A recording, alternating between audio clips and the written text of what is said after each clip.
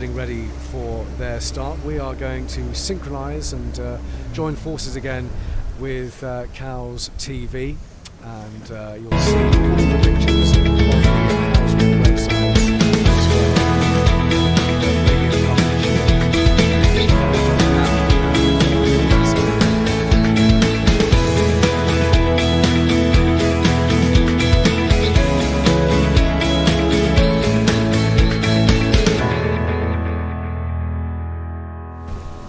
And we're looking forward to racing here on day 4 after quite a big postponement. Here's another gun, and that is the 5-minute warning signal for the J70s. So the race sequence, the start sequence now underway. Simon Weiger here at the Royal Yacht Squadron, Matt Sheehan out on the B&G Instruments commentary rib, and Matt, after a long wait, we've got a decent breeze now. We certainly have. It's just picking up. We're looking at it now. It is now 9.8 knots currently, and it's been steady at that for quite some time. Really good from the east. So they've got a good solid beat. Whatever their course is going to be, they've got a nice beat to kick things off. Well, funny you should say that. Here's the course for the first race of the J70s. J70s, here's course confirmation for you. Starting on the squadron line at 2 o'clock. West Ryde Middle Port, William starboard, a line, that finish line at Royal Southern. And this is the 4-minute gun, the preparatory signal for the J70s. That first race, Matt, for them finishing at Royal Southern is predicted to last just over an hour. Okie dokie. And Chaotic leading in the J70s. Could you just remind me what the first mark was again? It's West Ryde Middle. Oh, okay. And then William. Okay, West Ryde Middle and West Ryde Middle. Oh yes, and William. That's right. Yeah. Okay. So right. So West Ryde Middle not that far up. It's just basically past Norris, and just slightly to the north of there. So a relatively short beat for them to settle things down. So do you fancy? I'm sure you do fancy a few white group starts, and then. Are you going to head off for some black group starts or stay with us here? Our plan is to actually follow the J70s up their first leg, get to William, and then probably call it from there, because we're hoping that we should be able to bring you pictures as well from the first mark. So a little bit like yesterday, but with pictures. Great. Well, look forward to that. J70s now quite shy of the line. We've got some Darings coming out and Etchells as well, but it's the J70s with the thin white sails, and the J70 of course at the top. Very popular sports boat class. Chaotic leading in the short series in this class. That's 12:03. And the short series being, for those that wonder what we mean by short series, the J70s have a mini series within Cowswick itself, which lasts for 4 days. And today is the last day of that, isn't it? Yep, they're just running back over the line at the moment. 12:03. Lots of J70s in this class, and 2 minutes to go until the start of the J70s. Red Jet and the Red Funnel Ferry and the Gosport Ferry all around Cows.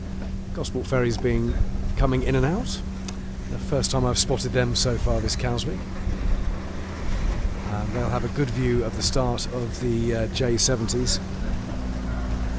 The parachute is going to be removed in fewer than 30 seconds. A really good view here for all of the passengers on the Red Eagle Red Funnel Ferry, just coming into Cowes Roads now, followed by the Red Jet, and the J70s really whirling around close to the beach here as they try to get this inner end of the line, at least for their run towards it.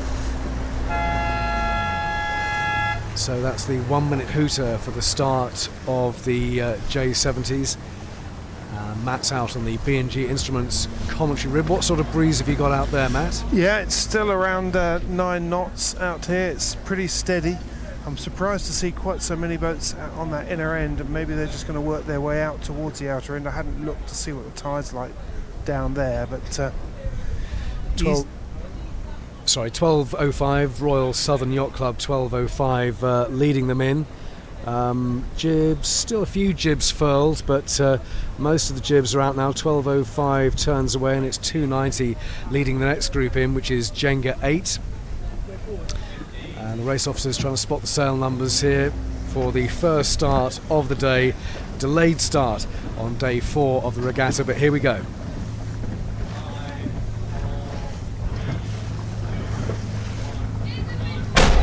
That's an individual recall, and that may well be 1 or 2 J70s. How did it look to you, Matt? yeah, there was quite a few down your end that were over the line. We were right on the end of the transit. I'd say there was probably 2 or 3 that were OCS there. Not entirely surprised at that. The tide's forcing them over the line. Line 72 Yeti has come back, but leading them away. That looks like a good start for 1452 Calypso.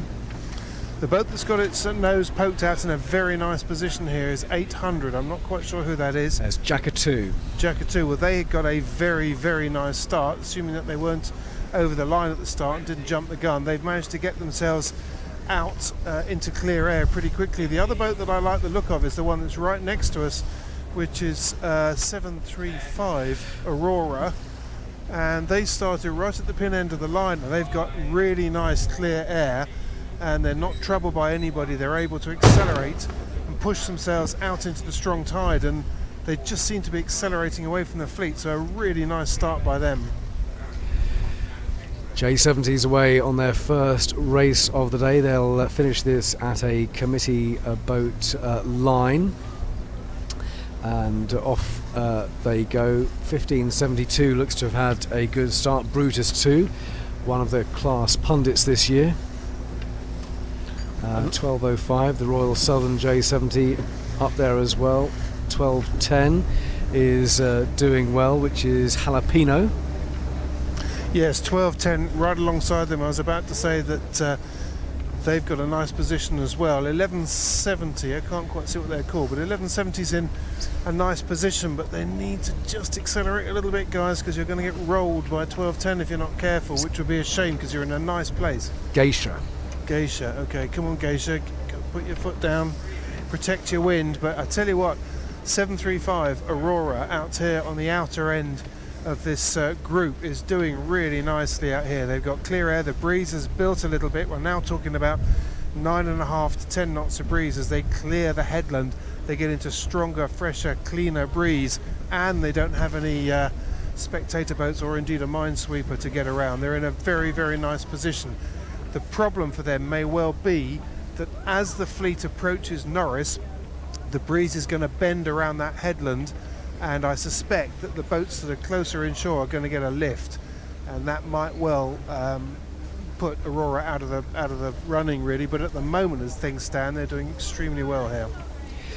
Just over 2 minutes to go until the start of the SB20s, and they'll be heading the same way. Here's course confirmation for the SB20s. West Ryde Middle Port, William starboard, Royal Southern finish. That's the finish point for their first race, and similar sort of timings there, Matt. A predicted first race of about an hour and 10 minutes. SB20 is getting ready for their start. It's Excellent leading the SB20 Grand Slam, Breaking Bod second, and Ethel third. We'll look out for Excellent 38.14 at this start, but you're going to stay with the J70s, is that right, Matt? Yes, we are. Yeah, we're going to work our way out to their windward mark and then call it from there. At the moment, we're just looking across at the fleet, and we're already starting to see the signs of the bend in the wind as the fleet that started closest inshore are looking to get lifted as they get towards Norris, but the breeze is going to be a little bit lighter, so it's a bit of a trade-off. Red Wings coming out, Flying 15s and sonars coming out, but this is the hooter, the 1 minute hooter for the SB20s with their grey sails and white hulls. Excellent 38.14 is the one to watch here, the class leaders, and They're amongst the leading bunch in towards the line, reaching down it at the moment, 33.68, 6A Vision Homes, and they're pointing away now with their distinctive yellow logo there on the hull. Quite a few pointing away, but again starting in at the inner mark, and some of them sort of reaching up the line and then twirling around.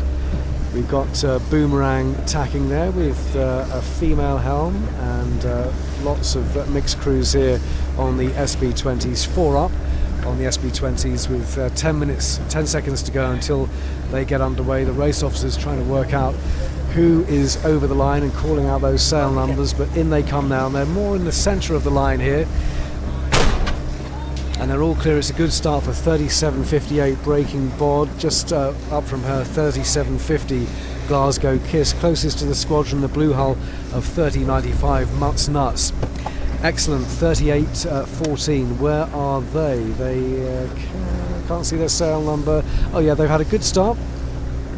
They've had a good start, and they are in the middle of the that pack that started in the middle of the line. The SB20s are underway. Further out, we've got Radley College, 3276 is Trouble and Strife with Radley College on the sail. 6A Vision Homes a bit closer to the Medina than them.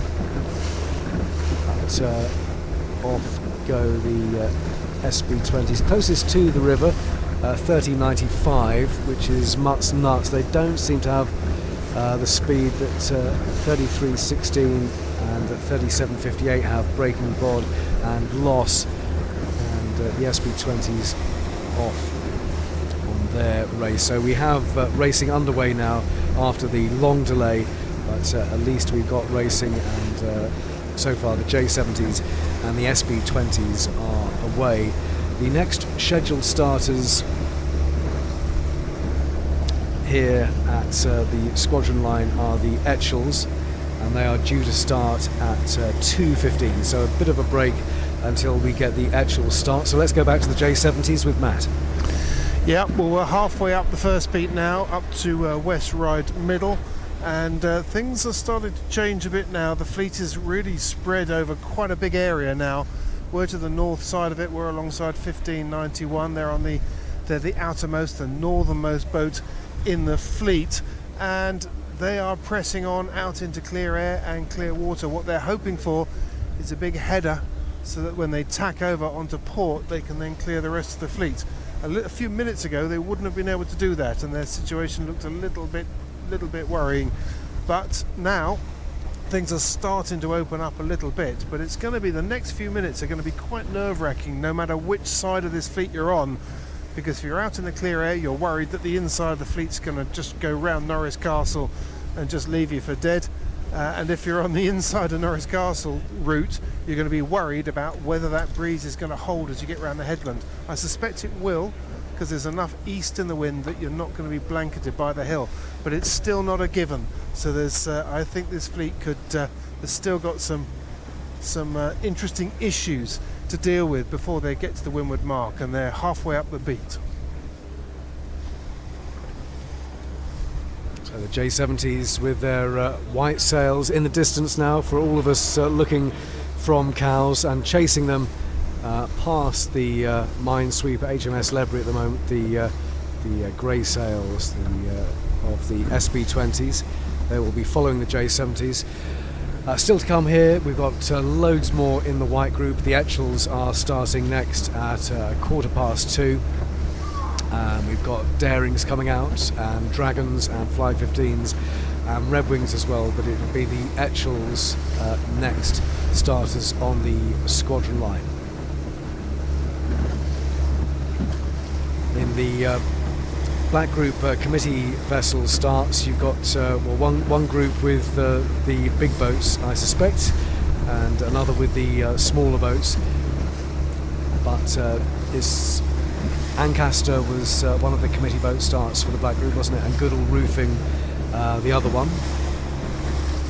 And the third was John Fisher for committee boat starts. Well, holding your nerve out on the northern end of the fleet, if that's where you are, and this J70 fleet is the order of the day right now, because the picture is looking better for those that have stayed on starboard and pressed out into the middle of the Solent. But the game isn't over yet by a long way, but it does look a lot better. They're going into a slight header, which means that when they tack over they'll be in a better position. But it's amazing how at what a distance this fleet has spread out over already. Sails flapping on one of the Etchells here, coming in close to the squadron, and they are about to get their 5-minute warning signal, and then we can give course confirmation for their 4th race of the regatta. Their class flag being hoisted now, and that's the 5-minute warning signal for the Etchells.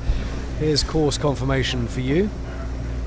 The Etchells class: Royal London Yacht Club, port, East Knoll, starboard; QXI International, starboard; Timo Marine, port; Williams Shipping, starboard; Stansaw, port; Gurnard, port; line, that is RYS line 1. It's the squadron finish line for the Etchells. That's predicted at 4:30, and as we heard from Lawrence Mead, the regatta director, they're coming in from the west and finishing on the squadron line mat.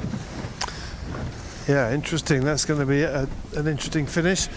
The J70s, of course, they've got the end of their series today, and the plan is that they're going to have at least one race after this, so they're going to end up somewhere over on the North Shore. Yes, it was first finishes at Royal Southern, I think. Yes, it was about an hour away, wasn't it? Yeah.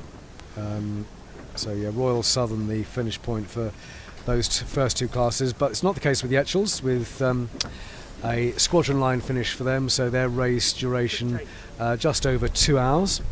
It's China White leading overall in the Etchells with a 5th, a 2nd and a 1st. And then second, 2 points off them, is Pulse. Rocket Man is 3rd. They're gearing up for their European Championships here in Cowes later on. But this is the purest Cowes Week regatta for the Etchells. And China White, the leading Etchell overall. That's 14:17.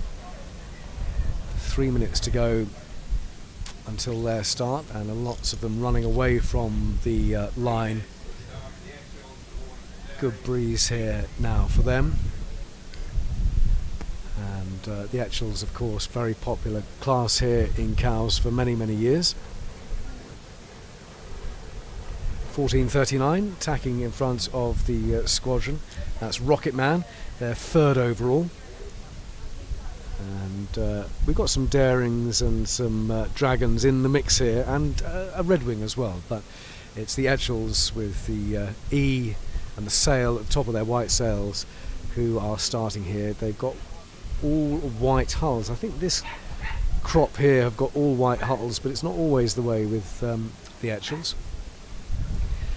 But they are now 2 minutes away from their start. Matt heading out with the J70s. Are they near their first mark yet, Matt? Oh, we'll find out soon enough. I tell you what, though, there's a huge container ship coming down towards the J70s, coming into the Solent and will be heading up Southampton Water. They're stacked very high, those containers, on the APL London. Big blue container ship. 1 minute and 30 seconds to go until the start of the Etchells, and after this we'll get the latest sailing forecast. Hello to our friends on Running Bear. They are out there at the outer end of the line. Give us a wave.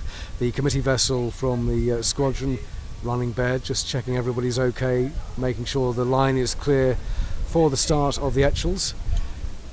And they are now just over a minute away. They'll be checking, when they hear this hooter, they'll be checking their 1 minute countdown watches, and the flag signals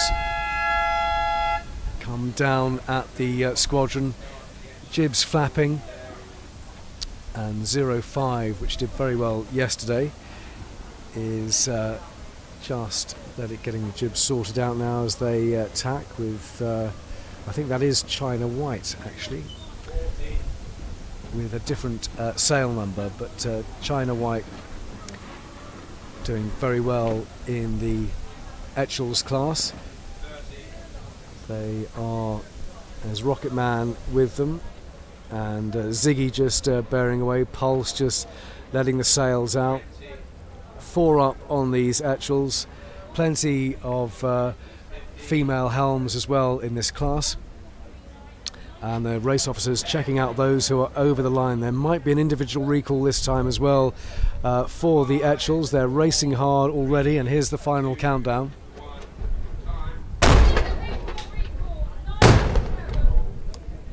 That's 2 guns. It's an individual recall, so the Etchells will have heard that second gun, and some of them will be wondering, is that us? Is that us? And we've got 1 turning back. That's 927 Palaver. It's the only one coming back, Palaver. 2 coming back.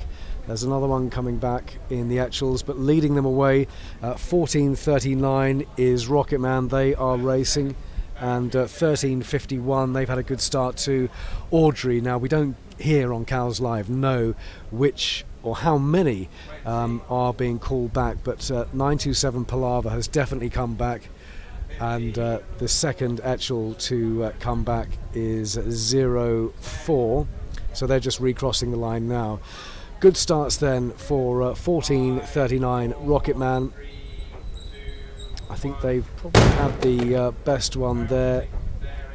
1351 has had a good start too, which is Audrey.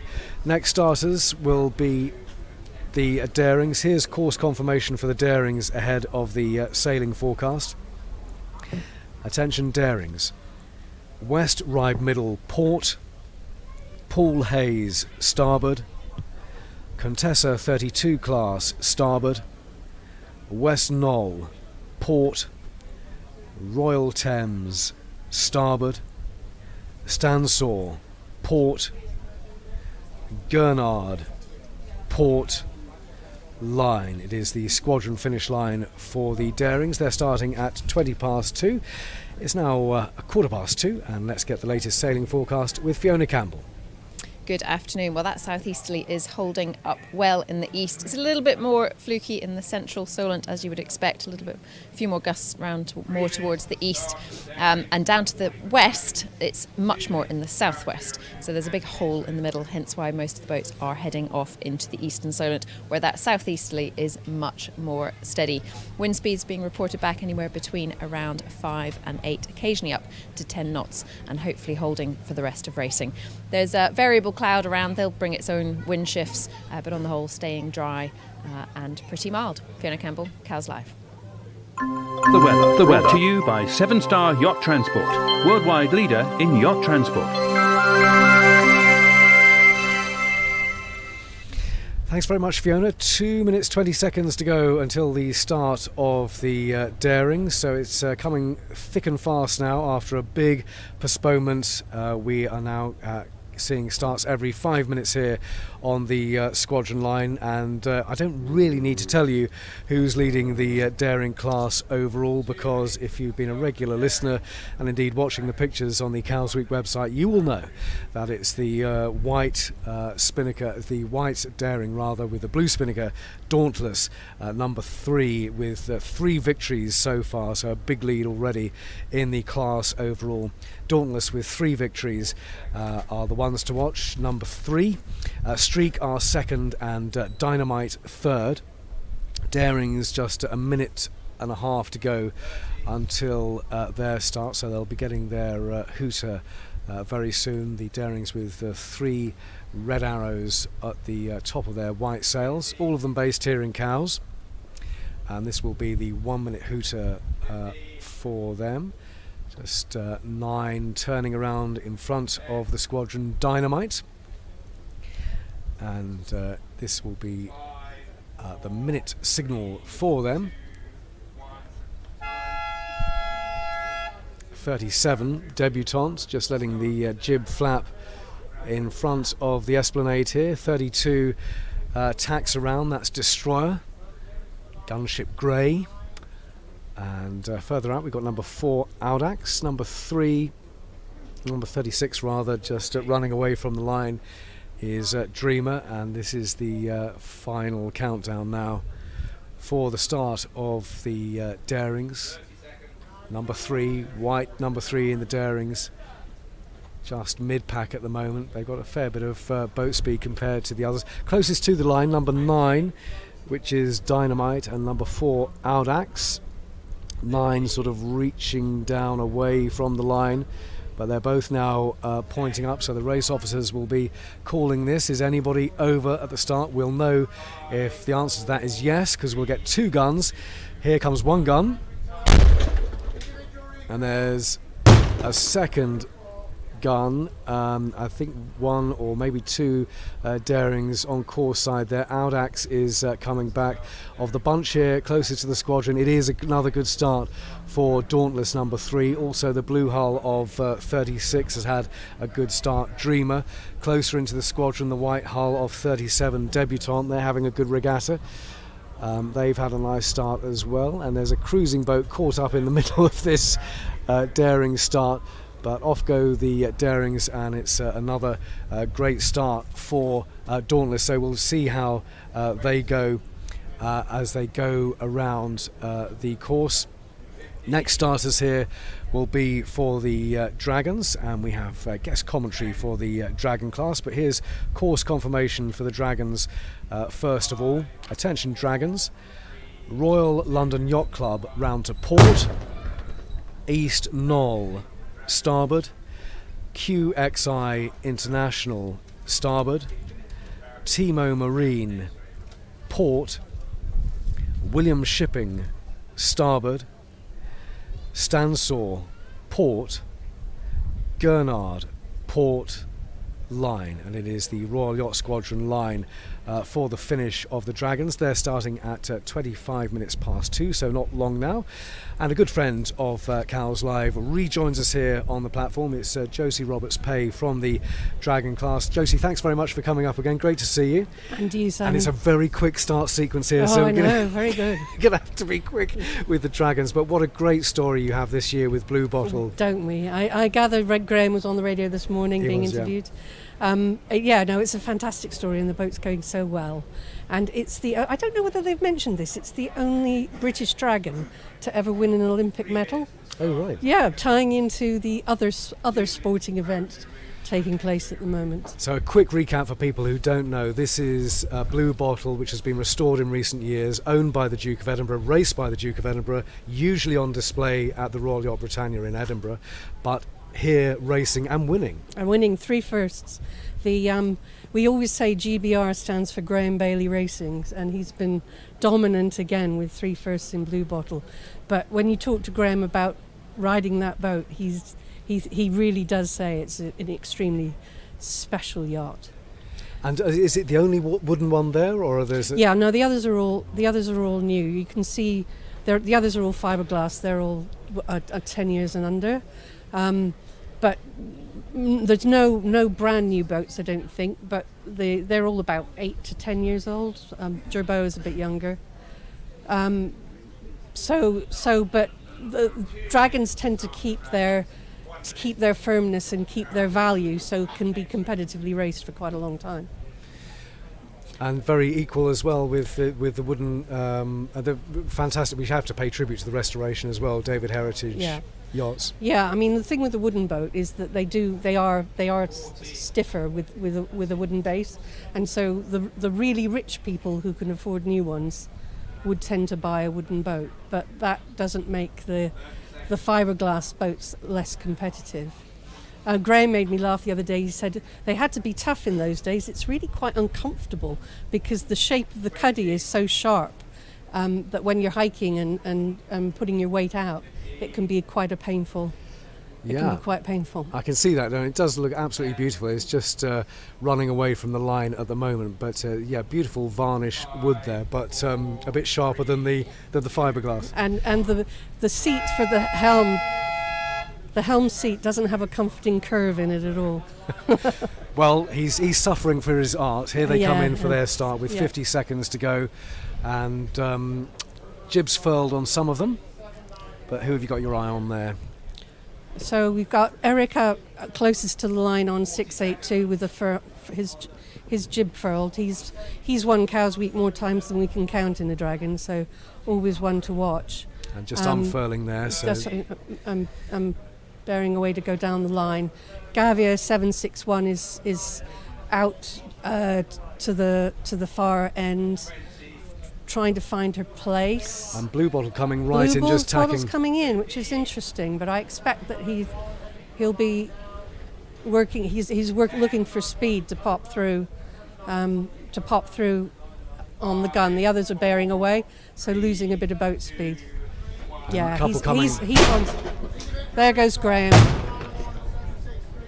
I think it's two that were over, but not a Blue Bottle was not among them. Did you see how fast he popped out? Just Yeah, great start another there. another master class from Graham. So we've got a couple coming back, but great start for Blue Bottle, closest to the squadron. Further out, 761 and 682 have had good starts. That's Jerboa and Ecstatic. And they'll be battling it out for second and third throughout the week, I think.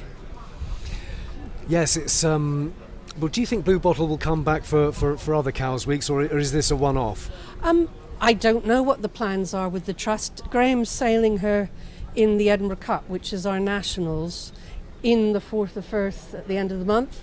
So there's quite a lot of expectation on him for that, but that would be brilliant to see Blue Bottle at the Edinburgh Cup. The Edinburgh Cup was a trophy presented by the Duke of Edinburgh to the class.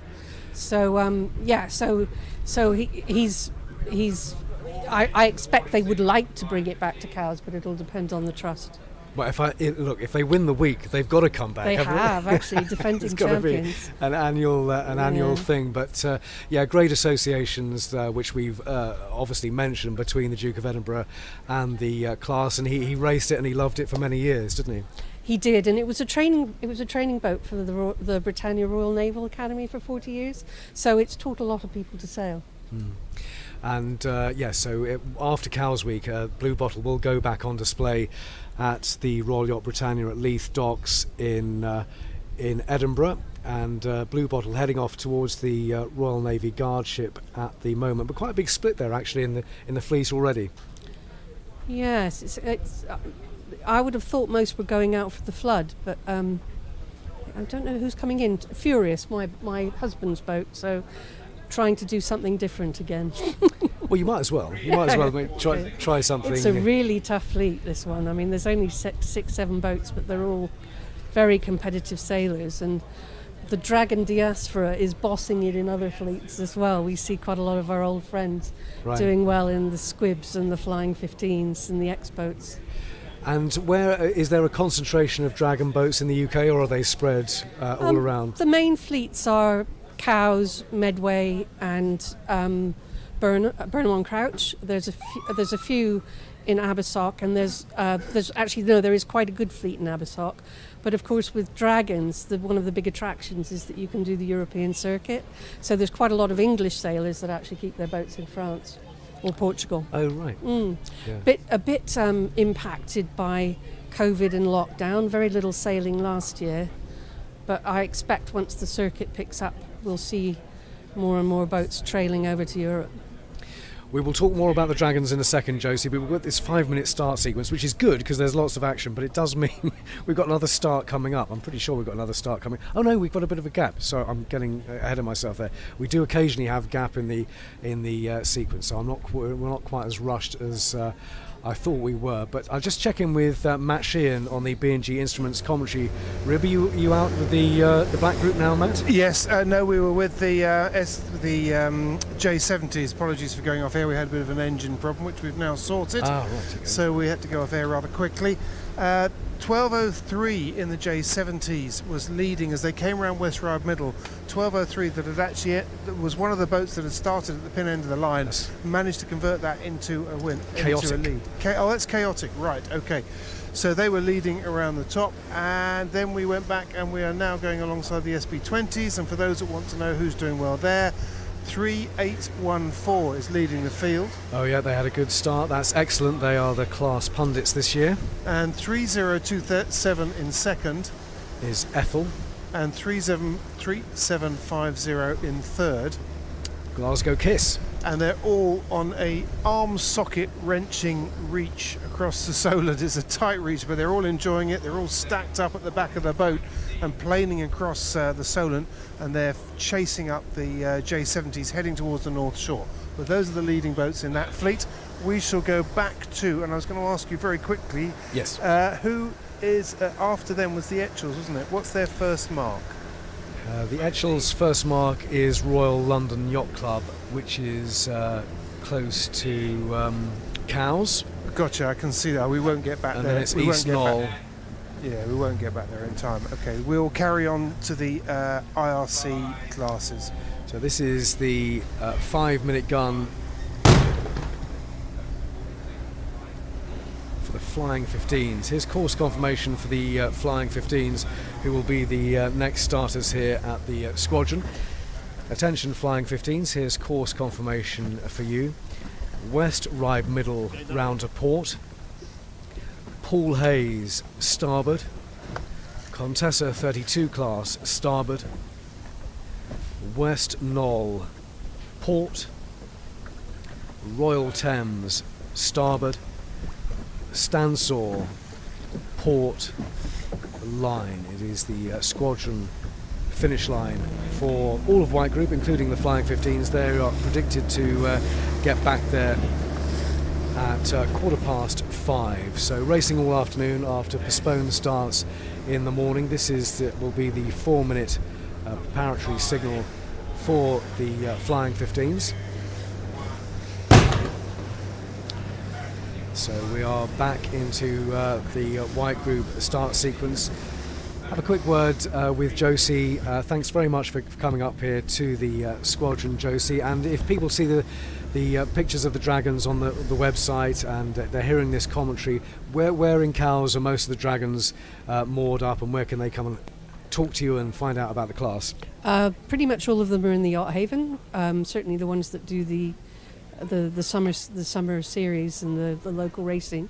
Alternatively, look on the BDA website. It's got all our contact details, and we'll be very delighted to introduce you to the Dragon community. That's great. So the Yacht Haven's the place to go if people want to take a picture of Blue Bottle and go and see the... We're all on. If you go to the Yacht Haven, the slip down by the sides of between the two bars, and we're just at the bottom there, and Blue Bottle's available for inspection. Yeah, well, it absolutely looks fantastic. And thanks very much again, Josie, for coming up here with the commentary for the Dragons. Really appreciate it. Lovely to see you again, Simon. Enjoy You too. the rest Yes, of the sorry it's so quick, but it is. Thanks a lot. Thank you. Josie Roberts-Pay there from the Dragon class with the insight into what's been happening there, and specifically with Blue Bottle as well, who had another great start here in the Dragon class. So it's the Flying 15s Depends, we are in reverse. next, and they are 2.5 minutes away from their start. We have sunbeams coming out here. We've got sonars and Red Wings as well, but it's the Flying 15s who will be next up, and leading the class overall at the moment with 2 firsts and a second. It's Men Behaving Badly.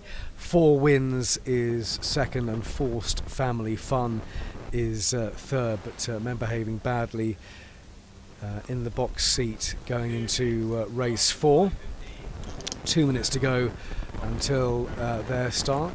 Quite a few jibs furled on the Flying 15s, and they're milling around, reaching up and down the line at the moment. 3926 coming down towards the squadron is 50-50, and we'll have their start in a minute and a half. Do you have any J70s or SB20s with you at the moment, Matt? We don't, because they've headed off to the North Shore, and we're just doing a signal check here at the moment to see if we can get pictures back for the IRC classes. So we're sort of in no man's land at the middle, in between. Yeah, all the big boats starting out on committee boats today, and the smaller boats, the day boats, the White Group classes starting on the squadron line and indeed finishing on the squadron line from the west. It will not be Spinnaker finishes, it's because of the wind direction, but they will be finishing on the squadron line from the west. So still a good spectacle as they come in.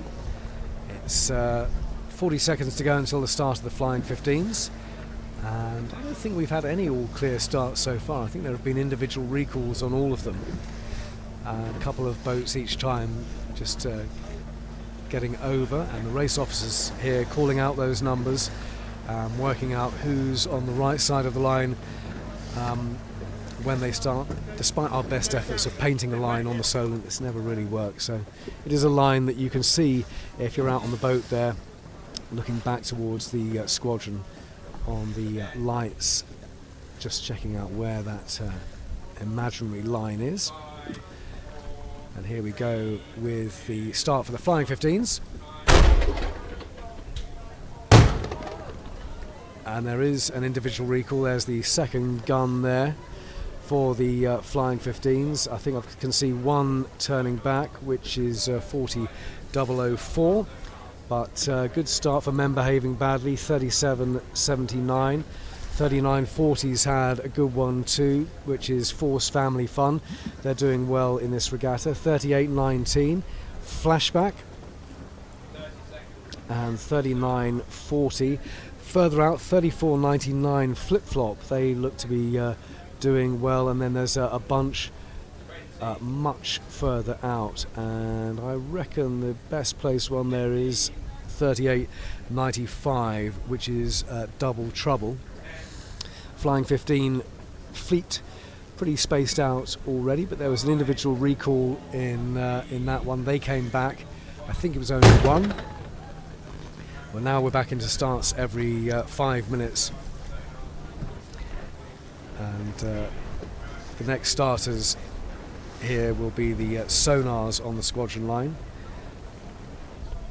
So we'll have the courses for them in a moment. Attention sonars, here is the course confirmation for you with 16 competing. The sonar course: West Ride Middle round to port, Jane starboard, QXI International starboard, Stansaw port line. It is the squadron finish line, and a predicted finish time for the winner at 10 to 5 in the sonar class. And they will be starting in 3 minutes time. It's 25 minutes to 3 after a long postponement here on day 4 of the regatta. We now have racing underway. We've got a decent breeze, and it was worth waiting, and that's exactly what's going on now with the sonars. They are one of the white group starters, and then after them we will have the Red Wings, the Sunbeams, the Mermaids, the Victories, the Squibs, and the XODs. So in the sonars, leading overall, it is Jenny. They had a second yesterday. It's Jenny and Bertie who are really slugging it out, and then the ACF Dolphin and ACF Limitless are third and fourth from the Andrew Castle Foundation. Jenny came in second yesterday, but they still lead overall thanks to 2 firsts on Saturday and Sunday. Jenny is 7.37. 2 minutes until their start. 5.77 all on their own at the outer limit mark, which is Pisces. And where is 7.37? I can see 7.47. Ah, right, 7.37. Just jibing there. That is Jenny with her blue deck, and she's over near the black speedboat. Red Wings behind them, and Seaview Mermaids as well. The sonars checking their watches with a minute and a half to go, and they're all reasonably spaced apart at the moment. Simon Weiger here at the squadron. Matt Sheehan's out on the B&G Instruments commentary boat, How are you doing, Matt? Well, we are still, I'm afraid, in limbo land just here at the moment, but what I can say is that the breeze is steady at around 8.5 knots, but that's a little bit down on what it's been before, so it is dropping just slightly out here, but the good news is it's steady across the whole of the eastern Solent, or central Solent I should say, and the IRC classes are still getting underway. I see that a few of them have gone, but the bulk of them are still hovering around the committee boat area. We're also watching the Darings coming up past Norris Castle, and although I can't read their sail numbers from here, I think there's a very good chance that we know who might be leading that fleet based on what you were telling us earlier on. Yes. Right, so we are 30 seconds away from the start of the sonars. We've got Jenny 737 just checking out the line now, and I think they're going to bear away. Yeah, they're bearing away from the line. 849 just behind them. ACF Limitless, they're doing very well this Cowes week. In fact, it's their championship, isn't it, for the sonars? So they are now just a few seconds away from their start. Race officers calling out the sail numbers here for the sonars. And there's an individual recall. And I think it's 2 sonars who are going to have to come back. And in fact, 579 is returning, which is not on my list, but they're coming back. Further up the line, good start for 602. I think they had a good start. ACF Dolphin. 577 and 724 as well, which is Pisces and Bertie. And 737 are okay. They're just behind 849. 737 is Jenny. 849 is ACF Limitless. And the sonars off on their race. A couple of them were called back to restart. And off they go behind the Red Jet. And the Red Funnel Ferry comes out with the distinctive sound of somebody's car alarm going off. But off go the sonars in front of the ferry.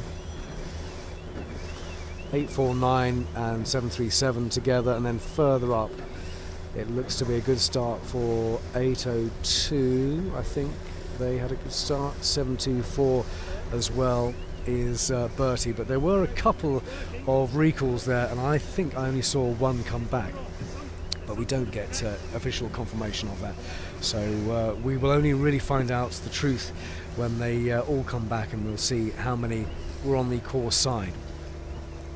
Next starters here at the squadron are the Redwings. Here's course confirmation for the Bembridge Redwings. West Ryde Middle round to port. Jane starboard. QXI International starboard. Stansall port line, the squadron finish line for White Group.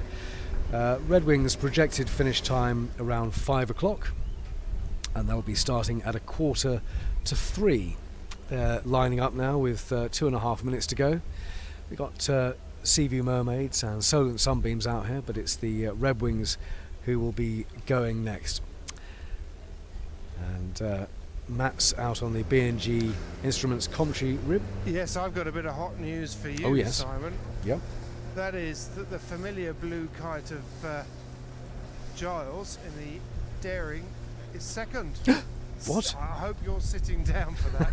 He's second. Good grief. But not by much. And I'm just trying to come around to see who's leading. And the boat, oh dear, let his kite collapse there. He won't be leading long if he keeps doing that.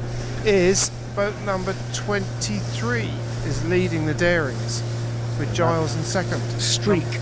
Streak, okay, so Streak is streaked into the lead. And but not by much, only by 2 boat lengths. So Giles is still very much within striking distance on Dauntless. These two have pulled out ahead of the chasing pack. Third place is number 14. Not sure who number 14 is. That is Dancer.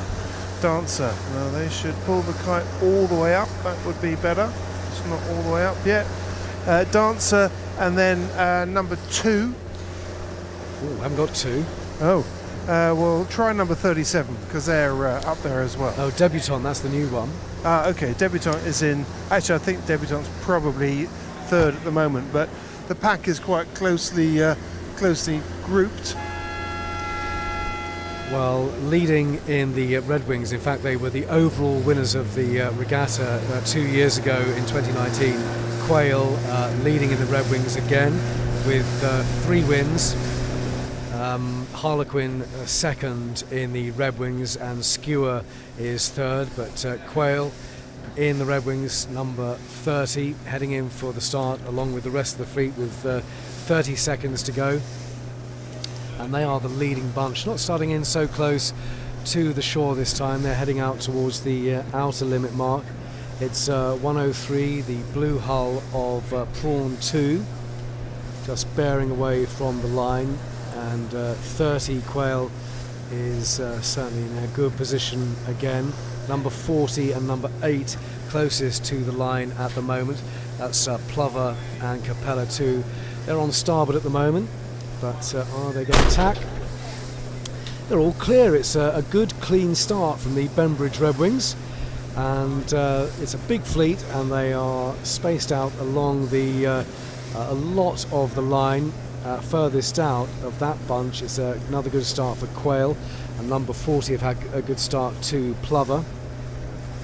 Coming down that line of starters, yeah, I think Plover's got it there, and then we've got a bunch of 2 closer to the entrance of the river, and of them it's number 46 Enigma, but they don't seem to have the boat speed of those further out.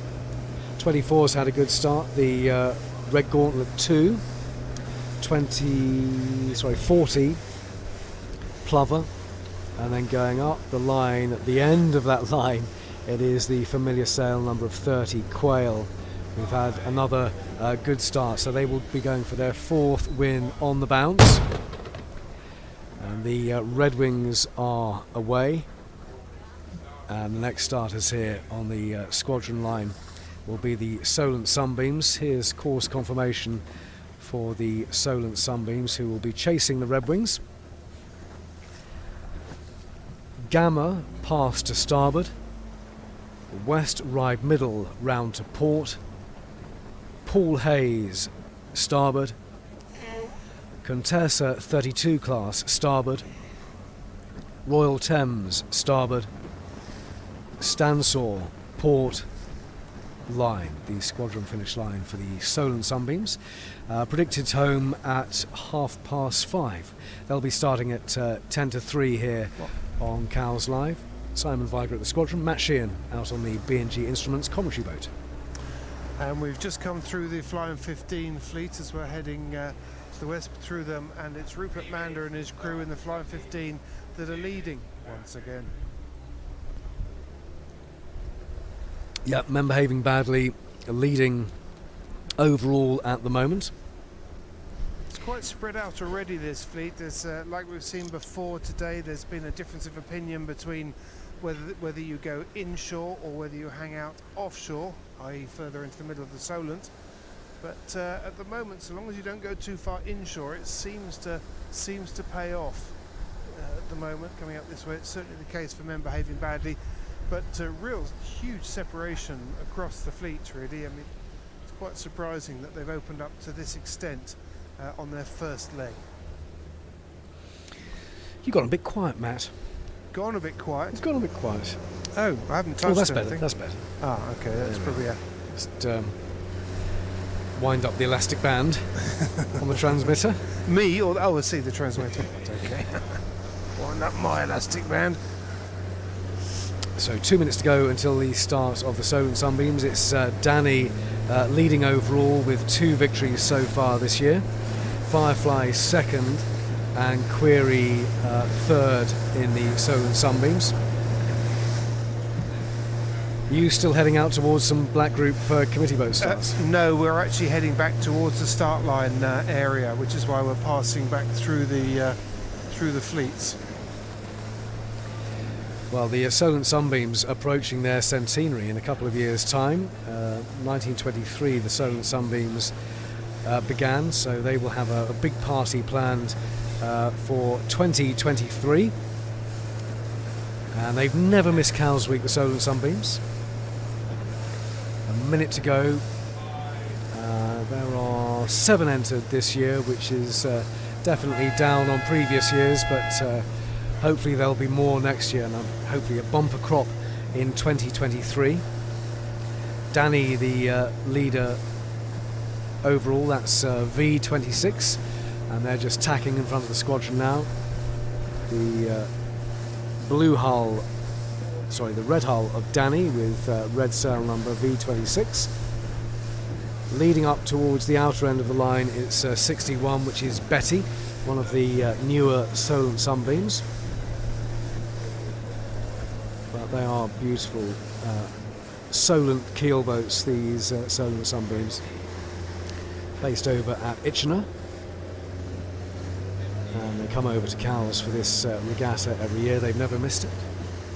And they are just a few seconds away from their start. I think they're going to be okay here, the Solent Sunbeams. And they are all clear. So V61 points up now, Betty, but it's 62, much closer to the squadron Firefly with the faster start up the line. Number 70's had a good one, Minty, and then 26, Danny, the leaders overall, and then Betty much further up the line. Chasing 62 Firefly here is Solent Sunbeam number 1, Dainty, and they are starting closer to the entrance of the river. I think Danny's got another good one there. Number 11 further up is Harmony. They're looking pretty speedy as well.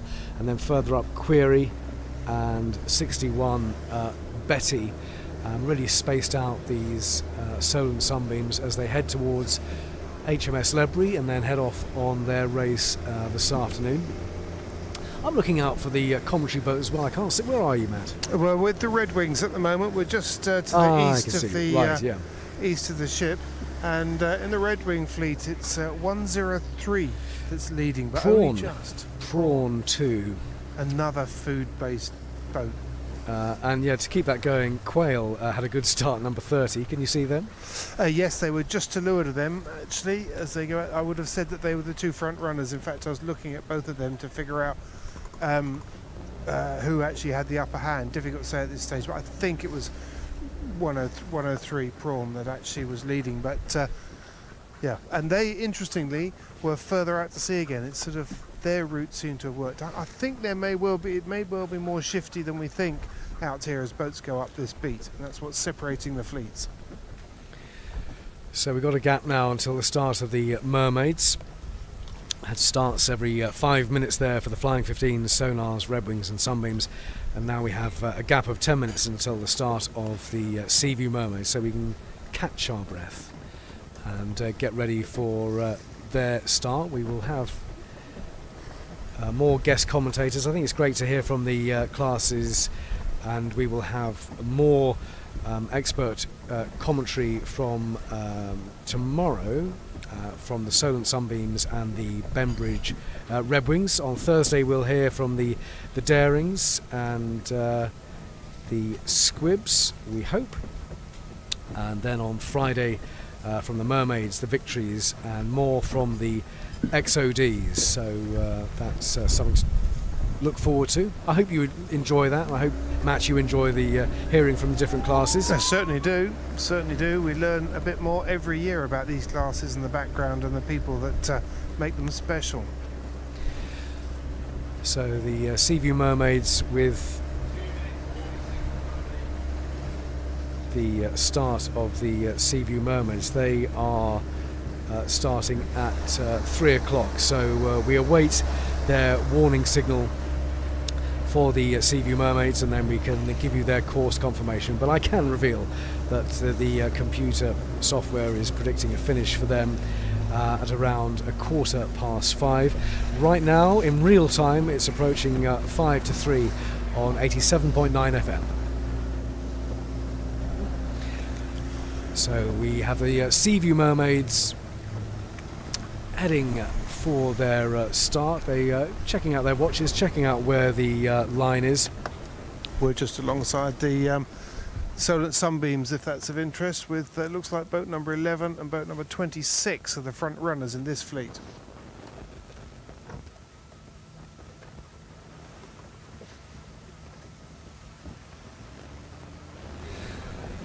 Yes, Seaview Mermaids, all with their multicoloured hulls, all at Seaview Yacht Club. I think there are some privately owned ones, but most of them owned by the Yacht Club at Seaview. So they come for their cows party every year, but for the rest of the year they are available for hire, and they're very popular in corporate charter regattas for the rest of the year at Seaview. But here they are with Yacht Club members racing them at Cowsweek. And for some reason, and I don't really want to know the reason why, we never get round to finding out, they've got a U sail number. In the Solent alphabet, the Seaview Mermaid is represented by U, and this is their 5-minute warning signal. Then I can give you the course for the Seaview Mermaids. 15 competing. Here's course confirmation for the Seaview Mermaids. Gamma, pass to starboard. West right middle, port. Timo Marine, port. Williams Shipping, starboard. Stansaw, port. Line, squadron finish line for the Seaview Mermaids, and just to recap, a predicted finish line for them, a finish time of 5:15. To recap something else, if you don't know already, you really must check out somehow online or on the red button the finishes in the Olympic sailing today. Fantastic day. Super Tuesday for Team GB sailors. Gold for Giles Scott in the Fink class, gold for Dylan Fletcher and Stu Bithell in the 49er skiff, and silver for John Gimson and Anna Burnett in the NACRA 17 class. It really is a great day, and there's potentially more medals to come, Matt, later this week. Yes, there are, aren't there? I think we've still got the 470s to go, haven't we, at least? Yeah, I think maybe it's just the 470s. I didn't realise they were being combined at the next Olympics, but I'm sure you did. I'm going to pretend I did, but it wouldn't be the first. You mean combined as in male and female? It'd be a Yes. mix. Yes, I did actually know that. I had just forgotten it. But in fact, funny enough, I was thinking about it earlier on today, because it won't be the first time that's happened, because the Barcelona Olympics in 1992, the 470 was you didn't have to, you could have a mixed crew. And in fact, Britain did have a mixed crew. It was, what's his name? I was on the tip of my tongue. He owns Anticipation, the Beneteau 40.7, Pete Newlands. And I'm just trying to think who was crewing for him, but he had a female crew. Oh, well, Professor Google will know the answer to that. He was actually he was crewing, I think. That's right, he was crewing. And sorry, the name of the crew was Pete. I can't remember. Peter Newlands. Pete Newlands, and his boat here at Cowsweek, he lives on the island, is called Anticipation. It's a Beneteau 40.7, and he went to the 92 games. Oh goodness, it's embarrassing, I can't remember her name now. Kathy Foster, that's it. Oh, well done. Kathy Foster was helming, and Pete was crewing.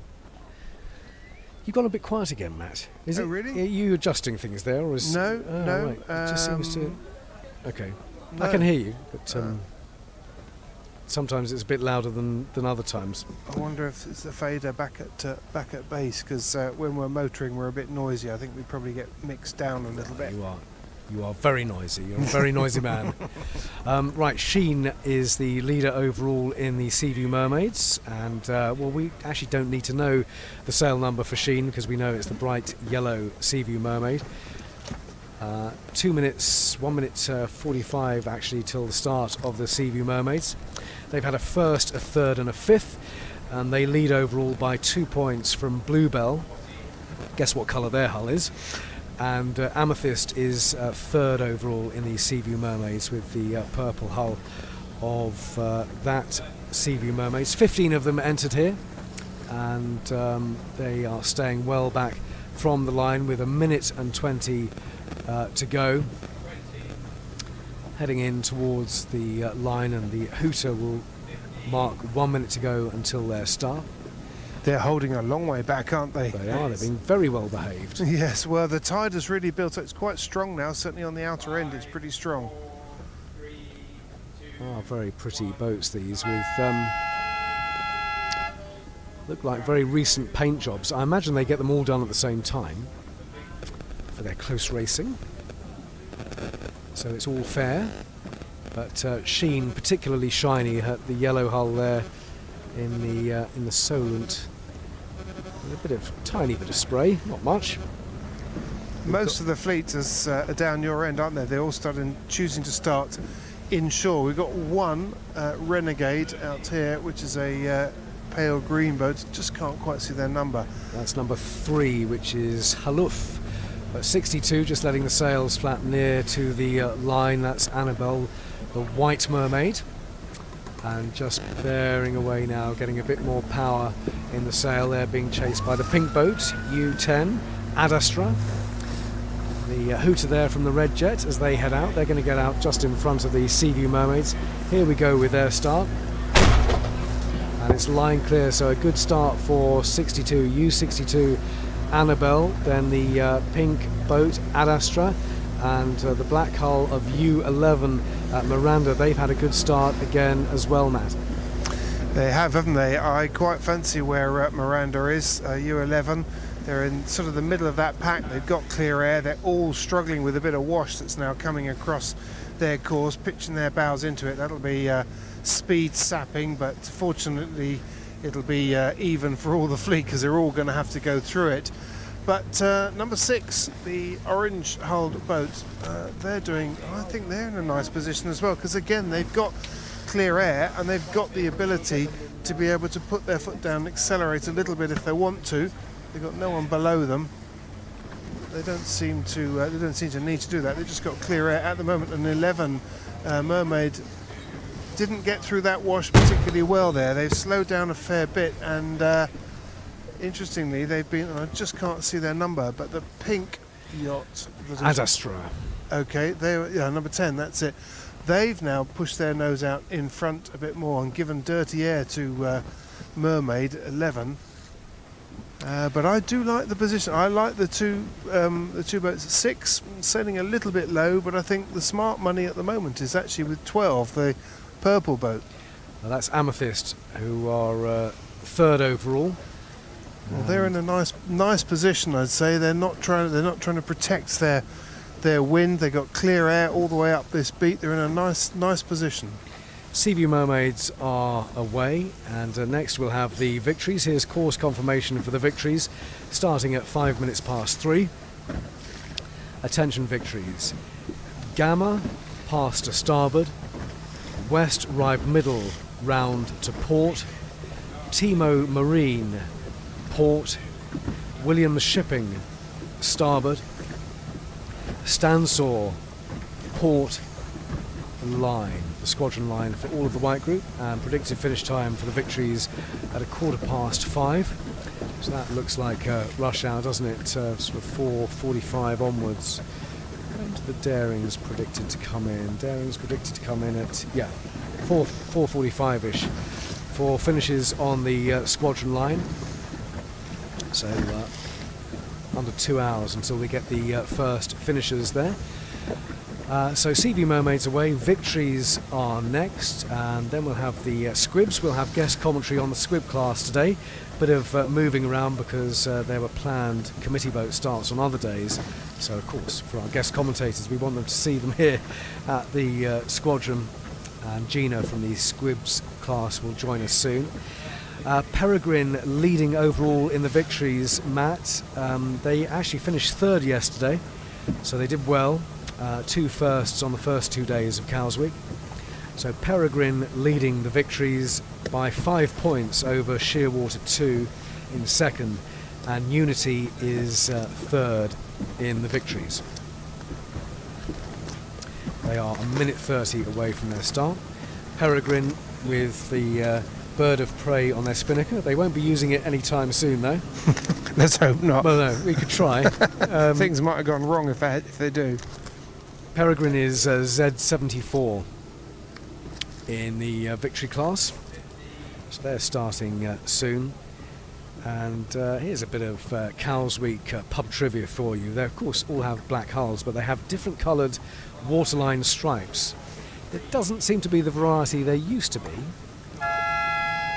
There's a lot of red, but you see a couple of green waterline stripes. In fact, Z71 has a green waterline stripe. That is Christina, and that means she's from the Royal Albert Yacht Club.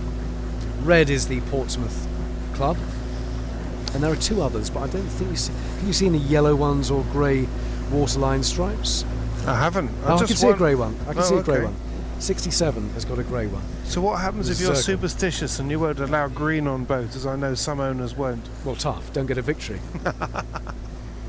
Stop moaning, man. You're harsh. Here we go. The start of the victories all over from Portsmouth. Zinnia really bearing away from the line now. They think they've got there a bit too early. And 71 coming to a halt as well as they bear away, which is Christina. Final countdown for the victories. And there is an individual recall. I think it's just one. I could be wrong, so don't take my word for it. 74 look like they are coming back, but racing here near the squadron, we've got 77 and 73. Seem to have good starts there for Pelican and Seagull. And further up the line, no, Zinnia hasn't had a great start, and the breeze seems to have eased off a bit there. But the victories are underway. What do you think, 77 there? Yeah, 77 has certainly got the best start out of that lot, but they were closest to the line, I just wonder. But having said that, 74, did you say 74 is Peregrine? Yes. Yeah, so 74 is heading back to the naughty step. They're heading back to the line to recross it. They have got a guilty conscience and think they could have been over. It's going to be a long, hard drift against the tide to get back to clear themselves, that's for sure. But 77 has actually pulled out a nice little lead. But the significant thing, and you mentioned it just a minute ago, is that the breeze has dropped, and it's dropped a lot actually on that inner end of the line, so down towards the island. It's much quieter, and when I look up the beat, there's some nasty light patches up there.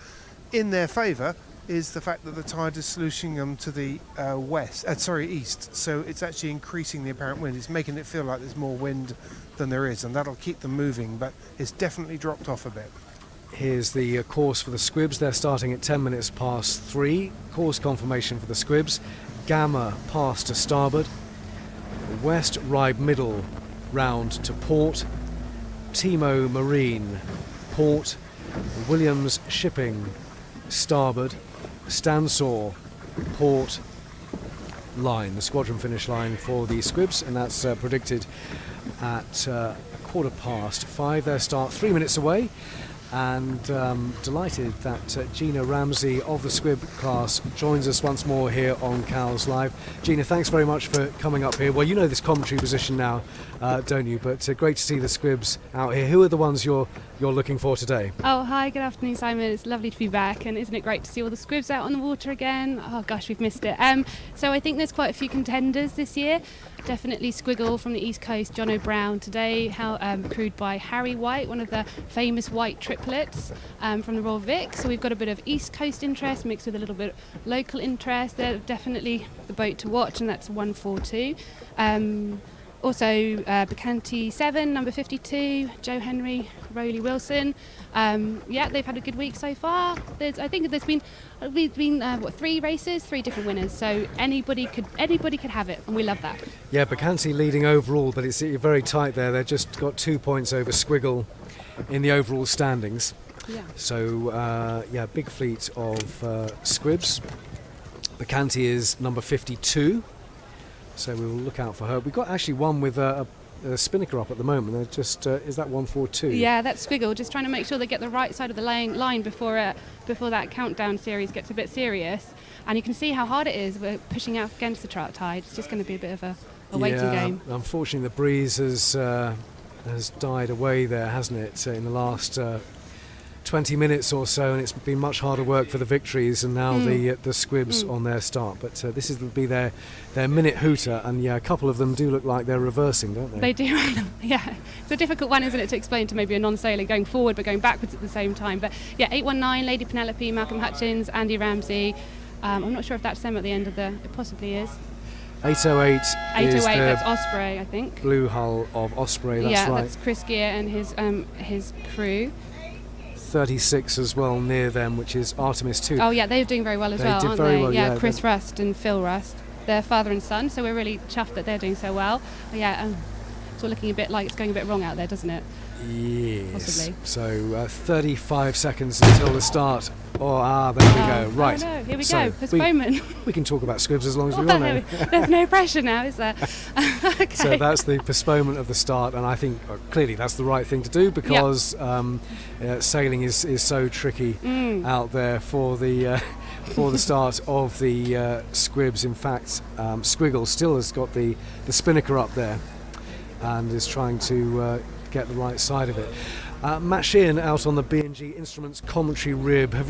What can you see? Is there any sign for optimism, or do you think this is terminal? Well, I don't want to be the prophet of doom, as they say, but we did see that the clouds had overdeveloped on the land earlier on this afternoon when the sea breeze built, and what's happened is that it spread a whole load of shadow over the ground on the mainland over there, which has sort of killed the sea breeze development, or killed the engine that drives the sea breeze. You can start to see it being recycled over there, so the cumulus are popping up again, but I suspect it might be too little too late to get a meaningful sea breeze in, and the first people to feel the effects of that is the Victory class, who rather strangely did have quite a few of them. Actually, it's changed a bit now, but did have a few of them that were going upwind, and just a few metres behind them people who had their kites set and going downwind but in the same direction, which is obviously not a good sign. On my instruments, my handy instruments here, there's absolutely no denying the fact that there was a massive dive in the breeze from 8 knots down to 6 knots. It's picked up a little bit, but it's going to be so tricky now. I think it's going to be particularly hard around here, around the Medina area. I think that actually further out into the Solent, and particularly down to the east, it's better. It's more of a steady flow of breeze coming up, but it's definitely a day for eyes out of the boat. Yeah, well, I guess the concern is getting the boats back, isn't it? But you think there's enough breeze. I mean, actually looking down to the east, you can see that, can't you? So yeah, no, they're still sailing down there, and I can see that the IRC classes are still managing to do some windward leeward sailing. The bulk of the fleet are sailing down. Those that are sailing downwind are all on the same jibe. They've got spinnakers set, and I'm not surprised at that, because it's quite well known that actually in the sea breeze condition you tend to get a good southeasterly that will funnel up Southampton water, because Southampton itself starts to draw in some of that air, and there's a funneling effect that just pulls it along the mainland shore. So they're going to have, I suspect, the best of the breeze this afternoon. We also heard from Fiona earlier on when she was talking about how flaky conditions were in the west, and it's those conditions that have started to sort of creep up towards this end. But it's part of the master plan of the Squib class to give us longer to talk about the Squibs now. And Gina, they are devious. They are incredibly devious people, but lovely as well. Wicked. Lovely as well. It is a truly national class, isn't it, Gina? Tell us about the Squibs. So the Squibs are found all over the country. We've got representation up in the north. They're doing the Northern Championships up in Edinburgh this year, I believe. We've got a really successful Squib fleet over in Wales under South Carnarvonshire, and they're hosting the Nationals over in September time. And then obviously we've got the East Coast Massive, and they're full of wonderful clubs, including the Royal Corinthian in Burnham Sailing Club. The Royal Norfolk, all up in Lowestoft. There's a really, and then obviously we have the South Coast. I can't not mention the South Coast, can I? There's a really extensive group of Squibs over in the Royal Victoria Yacht Club on the Isle of Wight, and then we go all the way down to sort of the West Country in Plymouth direction as well. So, and we have an international flavour as well, because obviously we have the wonderful Irish fleet. So they obviously aren't able to travel this year, but and our Squib Nationals were due to be Kinsale last year, but they've been rescheduled for 2022 in Kinsale. So that should be an absolutely awesome event for anybody who's even remotely interested in sailing, but more interested in having a jolly good time. I suspect Kinsale should be on your schedule. Absolutely. And in the Solent, is the main bunch at the Royal Victoria, or are they all at the Royal Victoria? So I'd say it's probably about 75-80% at the Royal Victoria Yacht Club. There's a couple which have sailed out of the Cowes Corinthian, but I would say that the Royal Vic is sort of the heartbeat of the Squib fleet on the south coast. Excuse me, and I forget about Portsmouth, and they're a really up and coming club, and they've got quite a few representatives here this year, including 906, which is David Lloyd in his lucky lottery boat. He won it in the lottery a couple of years ago. Really? Yeah, for the Squib's 50th, they did a magic ticket kind of scenario, and every time you entered an event, you got allocated a certain number of tickets for the draw, and then at the end of the big 50th championships, they drew the ticket, and 906 was a brand new boat, and he won it. So yeah, lucky number 906. Great and stuff. In fact, they did a similar thing. I think it was for the 40th, and By the Lee, which is a Burnham boat that's down here this week, sailed by Jason and Carl. That was also a lucky lottery ticket as well. So yeah. Oh, brilliant. Well, now we know why it's called Lucky Number. There we are. We got some inside information there. Now, looking out, it hasn't improved that much, if at all, has it? 36 still pretty close. Artemis still pretty close to the line there as they sail away. We are going to get back to Squib Talk in a second, but we're just going to get the sailing forecast from Fiona Campbell now, because it is 3:15, and we've had a decent breeze for the starts here, but it has died off, so we have a postponement to the Squib start with only the Squibs and the XODs to go. We've seen how changeable it is with the Victories putting up their spinnakers, and a couple of spinnakers still up there in the Victories. But yes, 3:15, time for the latest sailing forecast with Fiona Campbell. Indeed, we do have the convergence zone where we've got that southwesterly down to the west and the southeasterly in the east and up on the Bramble Bank. So often see that. It's a classic afternoon breeze in the Solent. Quite light. Which one will win? Will the southwesterly push over here enough on the squadron start line to get it going?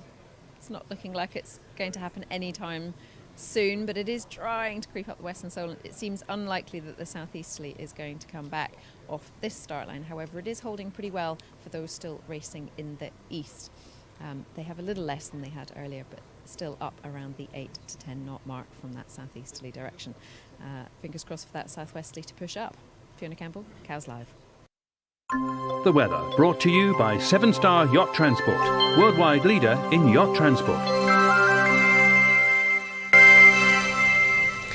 Thanks very much, Fiona. So we await the restart sequence, but the breeze not too strong here at the moment. Gina Ramsey from the Squib class is with me here on the platform of the Royal Yacht Squadron, and we know actually in the past, Gina, it's because it's such a good boat and a stable boat, lots of youngsters start their racing, their keelboat racing in the Squibs, don't they? I think the Squib is a really key family boat that you get people of all ages and abilities sailing it. In the past, we've had youngsters sailing 3 up because they can, there's space for them, and it's easily manageable, so and done pretty well 3 up actually, and then obviously up to the other end of the spectrum. It's a great boat for people towards the sort of the twilight years of their sailing career. So it can be forgiving on many levels. So it's a very like you said, a very stable platform, and it's a true one design, which means that when the racing gets going, it's very competitive. It's very down to sailor skill, as opposed to maybe equipment so much. Obviously that makes a difference, but it's and that's what keeps people really interested in the boat, and that's why we keep having these cycles, these revolutions of new interest, new people joining the class. For example, Daniel Henderson and his wife Hattie, relatively newcomers to the Squib class, and Daniel's an ex-Musto Skiff world champion, so they're sailing Maverick number 63. So I mean, it's just wonderful how it just draws people in, and then it can be a suitable launch pad for other people doing other different classes, and the experience of coming to Cowes is second to none, really. Yeah, you must see a lot of people who started in Squibs who've gone on to other classes here at Cowes and elsewhere. Yeah, I think I think it also supports. I mean, I grew up sailing through the Royal Victoria Yacht Club in Fishbourne, and I've certainly seen it amongst other people who've gone through the system who've maybe been introduced to Cowes Week. It's a stepping stone and through a squib, then they move on to maybe into bigger classes, different like offshore races, and all of that sort of ideas. So it can be a stepping stone, but equally people come back to it as well at different points in their career. And it's a great boat because it's so portable. You know, you don't have to, it's in terms of cost, it's not like exclusively expensive. You can get a really reasonable racing boat for about $4,000, including a road trailer, and that gives you accessibility to lots of different events. And you can obviously spend a lot more money if you wanted to, but you can also not. So that's ideal. I bet Matt has got a burning squib question he's been wanting to ask for years. Haven't you, Matt? Oh, where's he gone? Matt Sheehan's out there somewhere on the commentary rib. Maybe he's just given up and gone onto a squib and he's started racing that. Matt Sheehan, are you out there? I can't hear Matt at the moment, but I'm sure he will come back to us when the squibs get racing again. But it doesn't look that promising, Gina, does it, at the moment? No, it's not. It's one of those classic Cowes weeks, isn't it, where you really hope you pat your anchor, which I know you have to under scrutineering, but you really hope you've got your anchor just in case. You just need to hold fire. Just don't have to fight the tide too much. The Victories are making stately progress down to the Eastern Solent, but looking down there I can see spinnakers on the Seaview Mermaids and much bigger boats down there as well in Black Group with full spinnakers, so there clearly is wind down there. It's just this zone here which Matt was speaking about and Fiona was speaking about, that they don't have the breeze that they need to. In fact, Lucky Number, the one we were speaking about, is just coming into towards the squadron now, and Lucky Number is very new, brand new. Yeah, it's one of the newest boats. Yeah, it's exactly that. It was part of their promotion when they were redesigning and reintroducing the new builder. So yeah, it's a very new boat. But David Lloyd has a few of these squibs. He's like I said, he's a stalwart of the Portsmouth fleet. And I think he's having a chat that looks like Nigel Grogan in his Hyde sails rib, I would say. Or maybe it's not. My vision's not quite what it used to be. You've got your binoculars, Simon. I'm guessing. You can borrow those if you want, but I'll hold that. Thank you. Is that Nigel? Yes, it is. Yeah, absolutely. Maybe he'll give us away. He did give us a wave, actually. There you are. Yeah. Listening to Cowes Live, as everybody should. Yeah. On 87.9 FM.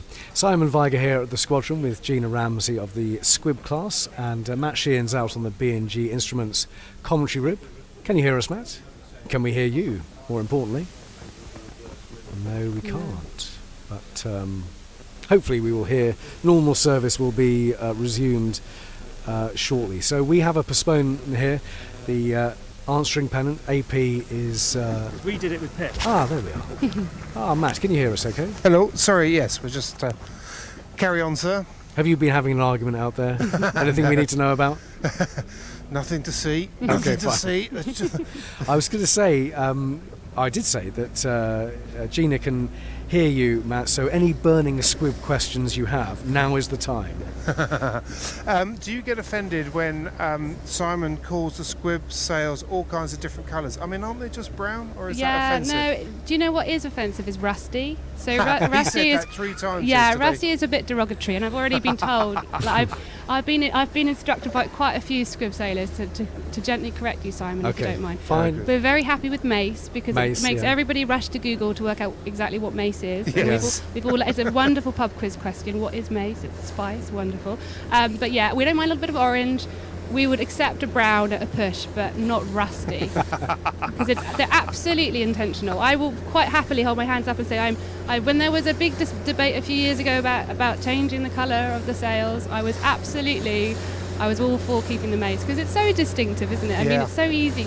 I mean, I was just walking along here earlier on with a bunch of kids, my small children, and we could see straight away which boats are Daddy Andy Ramsey sailing, and it wasn't any difficulty at all to spot it. And we've spoken to loads of people over the years who say, oh, we love watching the squibs in Cowes Week because we know them exactly as soon as we see them, we know it's a squib, and you can see them for miles away. So As long as you don't mistake them for a pesky red wing, that's the most important thing. I don't think I've ever done that. Okay, I've been told off. You better get a book down your trousers next time. Maybe Okay. we need a wheelbarrow. Then I take you home. Mace coloured sails. There we are. That's the spice coloured sails of the squibs. And well, any more breeze where you are, Matt? Negative, Captain. Oh. We're just coming past the. I'm just going to slow down. We're just coming past the Victories, who are approaching Norris, and they really don't have any breeze. They're flopping away, but they're moving along quite nicely because there's a couple of knots of tide, which is all very well, but it's going to be pretty hard going back against it. Having said that, I think I can see the quarter tonners just nipping around Norris Headland, and there's an interesting sight. Yeah, it is the quarter tonners. They're just going past Norris, and they're going downwind, and they've got a nice bit of breeze, but I suspect it's being compressed around the end of the headland, and it is BLT in the quarter tonners that's leading. She won yesterday, and she stretched out a really quite a healthy lead by the looks of it over the rest of the fleet as the quarter tonners head from the east heading towards the west. But how close to the breakwater finish line are they going to get before they stop? Is that what their finish line is? The breakwater, is it? I will check. Well, of course it might be shortened, but Well, they can't be shortened now unless there's another leg of their course. But that is going to be it's tricky. the quarter tonners you've got there, is it? Yes, quarter tonners. It is.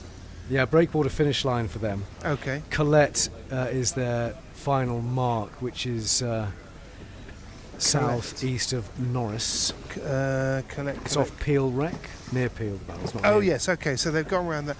Okay, so the tricky thing for them now, as I'm looking at BLT coming around the headland, is that whilst they've got breeze around the headland, when they get past it, it's very, very light indeed, glassy light, and their kite's already starting to suffer from a lack of breeze. And the problem is they're going to be against the tide, and it's quite a strong tide as well that's sweeping down here. So I suspect what's going to happen in the quarter-ton fleet is that they're all going to concertina up. They are actually spread over quite a distance at the moment, and I suspect that if they run out of breeze, then the back markers will run into the front runners, and the race could well start all over again. And it just reminds me of we haven't seen this for quite a while, but it's sort of taking me back. I'm having flashbacks now to Cowswicks I've done in the past, where I remember one where we were sailing a half-tonner sized boat, and it was a Mum 30. No, it wasn't. It was a Far 25, a little quarter-tonner sized boat. And we got to within about 20 metres of the finishing line, and we spent the whole afternoon trying to get that last 20 minutes and ran out of time. It was ridiculous. But having said that, BLT has now actually picked up a little bit of breeze. They've got round the headland. They went through a really difficult patch, but now they've got a bit of breeze, and they are ghosting along, and now they're doing quite the opposite of what I said. They've actually stretched out, and the boats behind are the ones that have lost the breeze off Norris Castle. And in fact, one of their competitors, I can't quite see who it is, I think it might be Flash Heart, the black hull, is actually pointing to the east now with the kite up in completely the opposite direction to BLT, and their BLT starting to lose their breeze. It's just nerve-wracking for these crews down here as they ghost their way against the tide. There might even be, if you can get close enough in, there might even be a slight tidal eddy, so the tide might well be just going slightly the other way if you can get far enough inshore, but then if you do that, you lose the wind. So we may well be getting some more guns here at the squadron, but they are not start guns. We were right into the start sequence for the squibs, but then it got postponed. At the moment it's AP here at the squadron, but there might be a change to that very soon. There is a conclave of race officers, Matt, as they decide what is going to happen. Metric Obviously, or Imperial? the lack of breeze is a big issue, and we know, of course, that there are other white group classes that are racing in the Western Solent and coming back here at some point for a finish. But at the moment, the finish line is the start line for the Squibs and the XODs, and there are lots of them just hanging around at the moment. So let's see what happens. I'm sure we'll get an update from one of the race officers that they're discussing at the moment what they're going to do with these final 2 class starts. It's a shame if they don't get a start, won't it? It'll be the only 2 classes that don't, but you really can't get away in these conditions. So I'll bring you a confirmation of what that is as soon as we know here. Well, meanwhile, out here in the quarter-ton fleet, there's a right old battle going on, as the fleet has indeed compressed, but they haven't compressed on the leaders, which that's the bit that surprised me. But the bulk of the fleet has compressed as they've run into conditions where there's sort of a wind hole by Norris. And now the breeze has come back, and we've got Joker, the orange hull of Joker, came out of that pretty well. They sailed around the outside of the rest of the fleet, and we've got Bullet with an I, which is Louise Morton, and Bullet with an E, which is the actually I've forgotten who owns Bullet with an E, but they're side by side. We've got Flashheart in there, we've got Coty in there as well. In fact, Coty are doing extremely well. They're just rolling over the top of Louise Morton and Bullet, and that's fantastic. That boat's been lent to the Greg City Academy to the kids from there, and they are doing a really, I wonder who's sailing on that boat. I know some of them from the original wave of the sailors that came out of the Greg City Academy, and they turned into very, very competent sailors, and they certainly look like that now. There we go, the AP being removed. So in the next minutes we will find out what the plan is for the Squibs and the XODs. Thanks very much to Gina Ramsey from the Squib class. She's had to dash off, but thanks very much, Gina, for all of the info here on the Squib class. One of the most popular classes, but will they get a start today? I can see... right.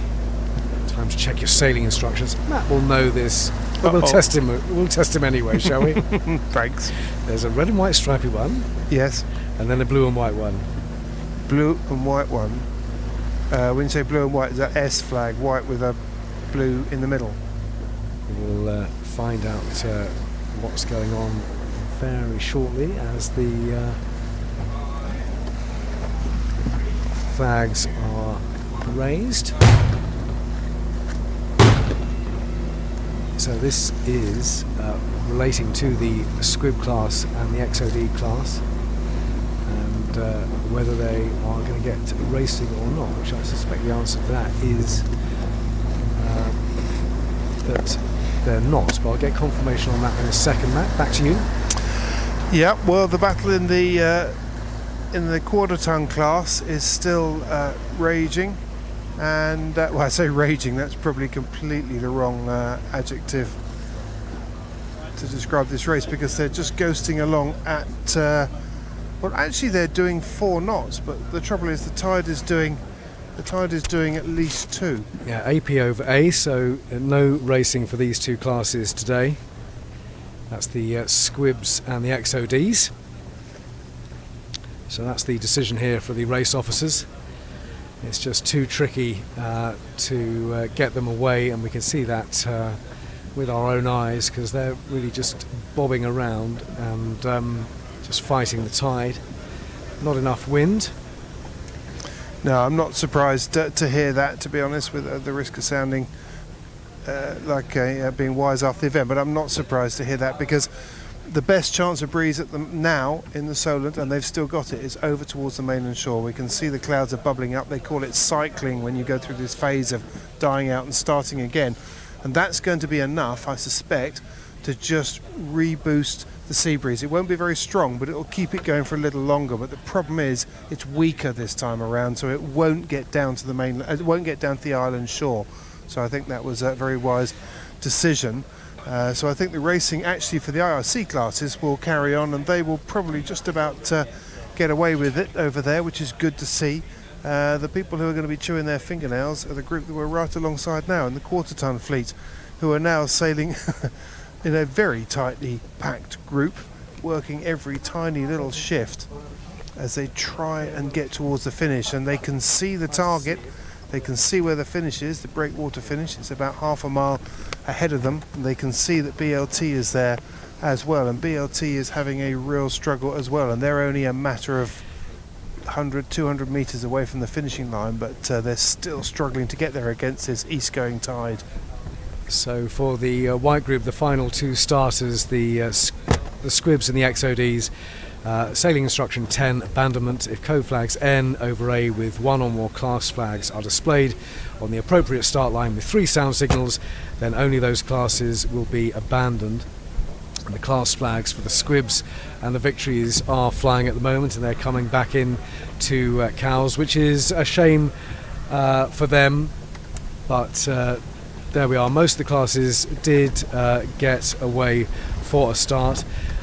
I'm pleased to say that Peter Taylor, the chairman of Cowes Week Limited, joins me now. And Peter, yes, it was a shame for these two classes, really but it sad. was very difficult for them to Because start. South Westerly building as well. Well, that is sod's law, isn't it? It's all getting rather late. Just Yeah. There we are. Yeah. But most of the classes have got a start, Yeah. but these two, unfortunately, didn't after a long postponement this morning. But it was good to wait and get most of the classes away. Yeah, we've got most people racing today. We might have to shorten a few out in the middle there, but hopefully they'll all get a race in. Which is And good. we actually, so far this week, we've been very fortunate with the conditions and strong, much stronger winds predicted for the end of the week. So we've some had- good racing. we've had 3 good days racing until today, and then back end of the week, as you say, is going to be good. Quite strong winds. Yeah. So how is the week going from your perspective as chairman of the board? How are numbers and that sort of thing for the racing? Well, you know, we're up to 500 entries, which we think in a COVID year is pretty good. We're very pleased with that. It's down a bit on 2019, but you know that's expected. I think this year's been a difficult year, and hopefully it'll be back up again next year. But we're absolutely delighted. You know, 31 classes racing. There's a lot of enthusiasm. Everybody is so pleased to be back on the water that I think the feeling is really good. You know. No, it's great. It's great to see all shapes and sizes, all the different classes here Absolutely. at Cowes Week. And of course, it was 2020 is the year with an asterisk next to it for all sorts of reasons.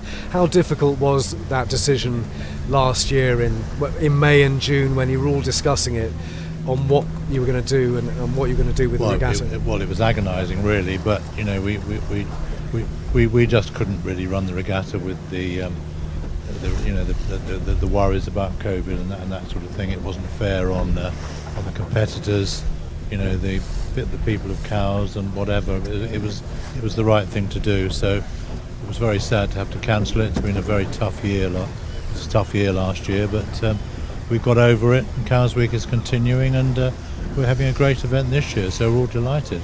Yeah, we certainly are, and a very big anniversary coming up in, is it 5 years' time? 2026, absolutely, yes. Yeah, no, it's, So is hopefully there, there's going to be a build-up towards that, but I'm sure there get will a bit be. of momentum going. It'll be a fantastic 5 years, I hope. And I'm sure you'll enjoy it, but this, I believe, is your final year It is, as chairman. So It is. I've been involved in Cowes Week for about 14 years. I think I'm trying to work it out. 10 years as I started getting involved in the race management straight after the Olympics, so that was 10 years ago. I've been chairman for 5 years. So yes, I'm ducking out now. So, well, I'll put you on the spot here. What have been the surprises of your time here? What's been harder than you expected? What have been the pleasant surprises of your time here at the regatta?